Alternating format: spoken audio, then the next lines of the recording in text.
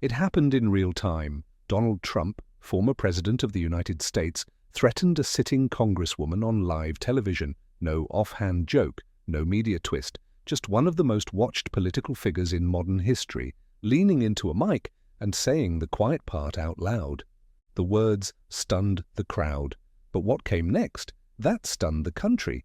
Congresswoman Jasmine Crockett didn't flinch. She didn't falter. She looked him dead in the face and did something no one expected. She tore down the very stage he thought he owned. What you're about to see isn't just a viral moment. It's a turning point. This is how one line lit a fire. This is what happens when power gets called out and pays the price. Tulsa, Oklahoma.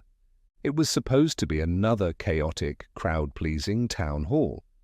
Trump's team had promised a no-holds-barred night, and as usual, the room was packed with camera crews, die-hard supporters, and a few strategically placed hecklers, flags draped, lights hot.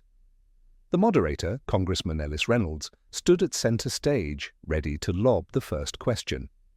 And right there on the panel, seated just 2 chairs from the edge, was Congresswoman Jasmine Crockett. She knew the rules going in. Speak sharply, but don't swing too hard. Hold your ground, but don't draw blood. But she wasn't here for decorum. She was here for accountability. Reynolds opened with the obvious. Mr. Trump, how do you respond to the latest round of indictments? Trump laughed it off, waved his hand, dodged like a man who'd practiced this dance 100 times. Then Reynolds turned. Congresswoman Crockett, do you believe these charges compromise the former president's ability to lead? She didn't blink, her voice clear, her posture firm. I believe this man has abused power, evaded responsibility, and now pretends to be the victim. Let's stop pretending this is normal. Applause and boos ricocheted through the room. Trump smirked, leaned forward, and dropped the bomb. You've been trying to get me locked up since day one, he said, sneering. Maybe it's your turn to get locked up. How about that? There was a beat of silence, then gasps, murmurs, phones raised in slow motion. The moderator's eyes went wide. Crockett just blinked, once, twice. Then slowly, deliberately, she sat up straighter in her chair. That's the moment the room changed. And it wouldn't be the last room. What Jasmine Crockett did in the seconds after the threat was not a reaction, it was a warning shot, one that hit harder than anyone expected. No panic, no stutter, just that razor-sharp stare. While the crowd gasped and the moderator scrambled to regain control, Jasmine Crockett didn't move. Her hands remained folded, her blazer crisp, her jaw tight. She scanned the audience first, let the moment settle, then turned her full gaze on Trump. You just threatened to jail a sitting congresswoman on live television, she said, her tone flat. Not angry, not shaken, just factual, like reading a headline out loud. Trump grinned again, shrugged. If you want to run your mouth, don't be surprised when people come knocking. Now there were boos. Not just from her side, but from independents, even moderates in the crowd. Crockett leaned forward. This is what dictators do when they're afraid of dissent, she said. You don't scare me, and you sure don't silence me. There it was, the sentence that sliced through the static, the one that cut through decades of political noise. For a half-second, Trump's smile cracked. And the room? The room held its breath. The moderator stepped in, trying to move on. But nobody was listening to him. Every phone was recording. Every eye locked on Crockett. Because something rare had just happened. Someone stood their ground against Trump, and he didn't know what to do with it. That moment, 47 seconds long, would escape the building, light up the internet, and turn a confrontation into a cultural reckoning. It was 47 seconds long. That's all it took to turn a threat into a movement, Someone in row 3, a college student, live streaming the event for extra credit, uploaded the moment to TikTok. The line hit like a drumbeat. "You don't scare me, and you sure don't silence me." Hashtags exploded. Stand with Crockett, Shikti protect, black women. Live, not muted. By midnight, it had 4.1 million views. By morning, every major outlet was covering it. CNN played the clip on loop, MSNBC brought on panelists, Fox News tried to spin it. But the internet wasn't asking for spin. They were amplifying. Teachers, students, nurses, veterans, people who had never heard Jasmine Crockett's name before were now quoting her word for word. One clip showed a teenager in Detroit crying as she watched it on her phone. "That's my mum's story. That's what happens when she speaks up and nobody listens." It wasn't just support, it was solidarity.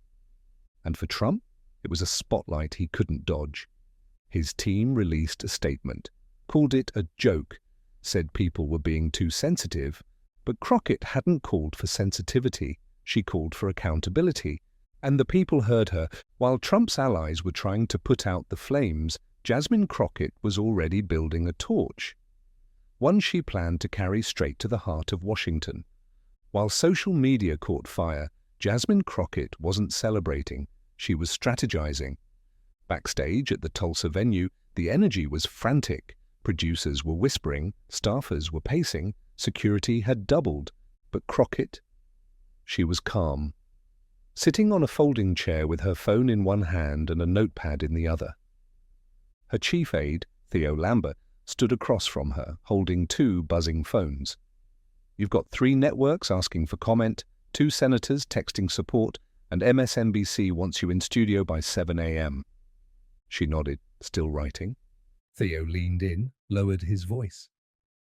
"We need to flip this into power, fast." The pressure was on. The moment was going viral, but Crockett knew the attention wouldn't last unless she did something with it. It couldn't just be about her. It had to be about something bigger. And then she said it. "I'm speaking tonight. Not tomorrow, tonight. I won't let that man rewrite the story." Theo raised an eyebrow. "Press conference?" "Not the polished kind, the real kind. Get the backdrop, get the mics. I'll write my remarks in the car." And that's what they did. No polish, no consultants. Just a message burning its way to the surface. She didn't need a big stage, just a mic, a moment, and the truth. And what she said would echo far beyond the room. The setting wasn't glamorous. A makeshift podium, 2 flags, 3 microphones duct-taped together by a college intern, and a live stream link sent out via Twitter just 30 minutes before it began. But when Jasmine Crockett stepped up to the mic, the world paid attention. Her face was composed, her outfit plain, her message anything but. "Tonight, I was threatened on live television by a man who once held the highest office in this country, but I need you to understand something. This isn't about me." The room, packed shoulder to shoulder with press and locals, fell into silence. That threat? It was meant to scare every woman who dares to challenge him. Every community that refuses to bow, every person who dares to speak truth to unchecked power. She paused. "But here's the thing, I will not be intimidated, I will not be silenced, and I damn sure will not apologize for doing my job." Some clapped, some wept, phones captured every second. And somewhere in Washington, an aide told their boss, "You need to watch this. Now." Within minutes, the live stream crashed from too much traffic. Hashtags spiked again. News anchors dropped their scripts to cover it live. And Jasmine? She stepped away from the mic, handed her notes to Theo and whispered, "Now let's see what they do next." Congress wasn't just watching. They were preparing to act. But Jasmine Crockett had one more confrontation ahead. this time under oath. By the next morning, Crockett's name wasn't just trending, it was on official letterhead. The House Oversight Committee had sent a formal request for her to testify, not as a victim, as a witness to what they were now calling political intimidation at the highest level. Behind closed doors, some in Congress were panicking. Others were watching closely, and a few were already calculating what it would mean if Trump's words went unchecked. Jasmine sat quietly in her office as Theo read the letter aloud. "You've been invited to appear and offer testimony regarding the nature of public threats made by former government officials toward current members of Congress." She nodded. "Let's write something real."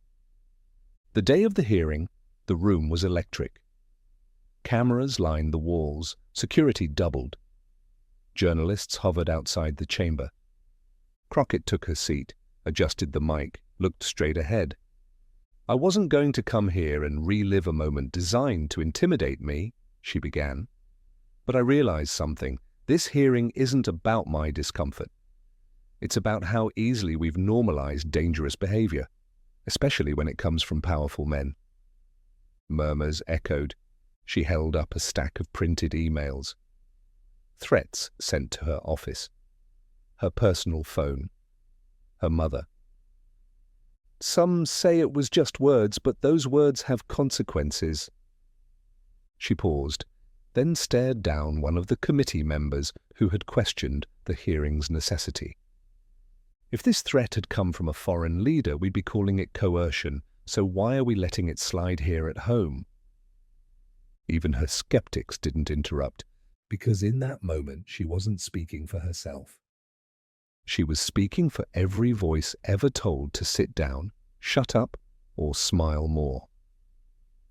Crockett wasn't just talking, she was about to legislate, and her next move would flip the entire power dynamic on its head.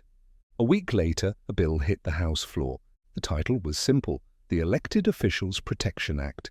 Its language? Sharp.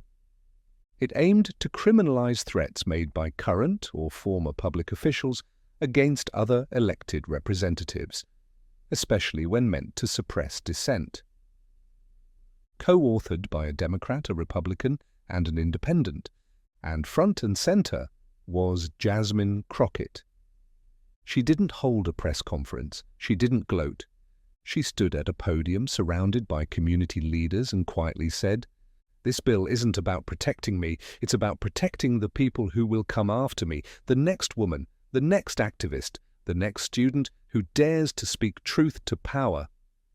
Her opponents rolled their eyes, called it overreach, but they weren't laughing when polls showed overwhelming support. More than the bill, it was the message: you don't get to weaponize fear and walk away clean. That day, she walked out of the Capitol past a group of high schoolers visiting from Ohio. One girl raised her hand timidly. "Can I ask you something?" Crockett smiled. "Of course." "How do you stay brave?" Jasmine paused, then answered, "I don't. I just decide that fear doesn't get the final word. No cameras, no mics. Just a moment in a high school gym where everything this movement stood for came full circle. A week later, there were no stages, no speeches, just a folding chair in the corner of a high school gym in Houston. The auditorium lights were flickering. The floor scuffed from decades of dances and assemblies. A handmade banner above the stage read, "Young Voices Rising." And there was Jasmine Crockett sitting quietly at the edge of the crowd. No press, no entourage, just her listening. The students had invited her, not for a headline, but for a conversation. Near the end of the program, a girl with blue braids and a notebook stood up. She looked no older than 16. She clutched the mic nervously. "Congresswoman Crockett, I want to go into politics. I want to fight like you, but I don't know if I'm brave enough." The gym went quiet. Jasmine stood, walked over, and knelt so they were eye level. Then you better be ready to outwork everyone in the room, she said softly. And don't ever let them scare you quiet. The girl nodded. Her shoulders straightened. It wasn't just a line, it was a spark. That moment, quiet, unscripted, unseen by most, was the real payoff. Because what Trump tried to do with a threat, Crockett turned into a movement. She didn't just survive the attack, she built something bigger from it, stronger, louder, more human. And now, the voice he tried to silence? It's not alone. It's amplified by thousands. The country is still listening. And this time, they're not just hearing, they're answering.